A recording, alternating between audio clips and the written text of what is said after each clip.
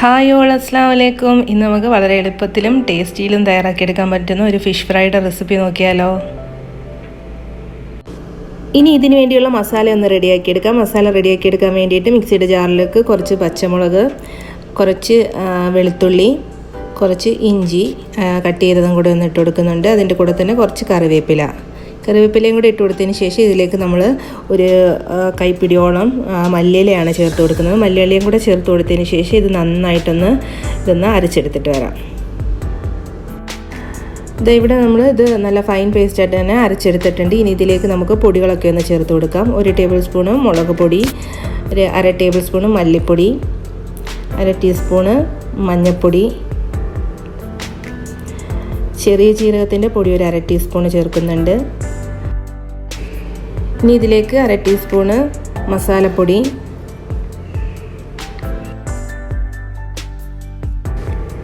ഇനി ഇതിലേക്ക് പാകത്തിനുള്ള ഉപ്പും ചേർത്തതിന് ശേഷം ഇതിലേക്ക് ഒരു ടേബിൾ സ്പൂണ് നാരങ്ങ നീരും 1/2 ടേബിൾ സ്പൂണ് വെളിച്ചെണ്ണയും കൂടെ ഒന്ന് ചേർത്ത് കൊടുത്തതിന് ശേഷം ഇത് നന്നായിട്ട് തന്നെ നമുക്കൊന്ന് മിക്സ് ചെയ്തെടുക്കാനുണ്ട്.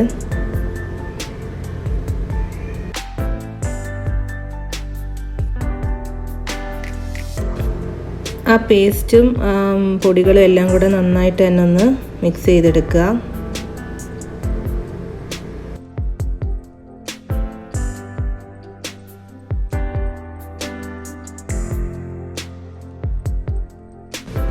ഇതെല്ലാം ഞാനിവിടെ മിക്സ് ചെയ്ത് വെച്ചിട്ടുണ്ട്. ഇനി നമുക്ക് മീനെല്ലാം ഒന്ന് കഴുകി വൃത്തിയാക്കി ഇവിടെ എടുത്തിട്ടുണ്ട്. ഇനി മീനിലേക്ക് നമ്മൾ റെഡിയാക്കി വെച്ചിരിക്കുന്ന ആ മസാല എല്ലാം ഒന്ന് പുരട്ടി കൊടുക്കാം.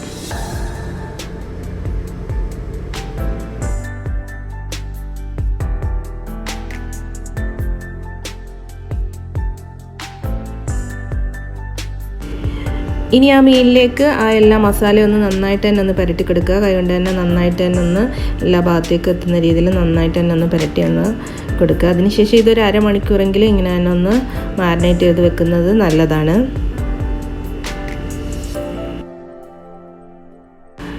ഈ മീനിപ്പോൾ നമ്മൾ അരമണിക്കൂർ മാരിനേറ്റ് ചെയ്ത് വെച്ചതിന് ശേഷമാണ് ഇപ്പോൾ ഫ്രൈ ചെയ്യാൻ വേണ്ടിയിട്ട് എടുക്കുന്നത്. ഇപ്പോൾ മസാല എല്ലാം മീനിൽ നന്നായിട്ട് തന്നെ പിടിച്ചിട്ടുണ്ടായിരിക്കും. അപ്പോൾ നമുക്കിതിനി ഒന്ന് ഫ്രൈ ചെയ്ത് എടുക്കാവുന്നതാണ്.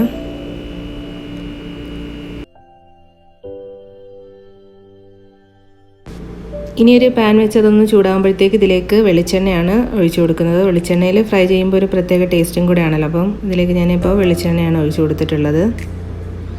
വെളിച്ചെണ്ണ ഒഴിച്ചു കൊടുത്തതിന് ശേഷം അതൊന്ന് ചൂടായി വരുമ്പോഴത്തേക്ക് നമുക്ക് ഫിഷ് ഇതിലേക്കൊന്ന് ഇട്ട് കൊടുക്കാം.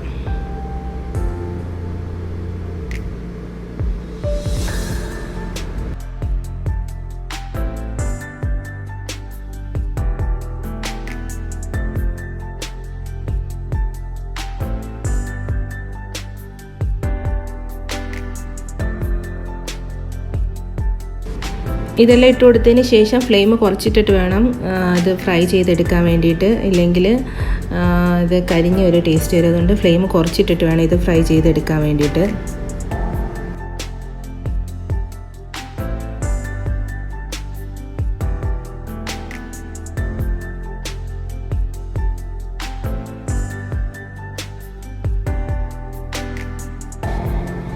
രണ്ട് വശവും ഇതേപോലെ ഒന്ന് തിരിച്ച് മറിച്ചിട്ട് നന്നായിട്ട് തന്നെ ഒന്ന് ഫ്രൈ ചെയ്തെടുക്കുക. ഫ്ലെയിം കുറച്ചിട്ടിട്ട് വേണം ഫ്രൈ ചെയ്തെടുക്കാൻ.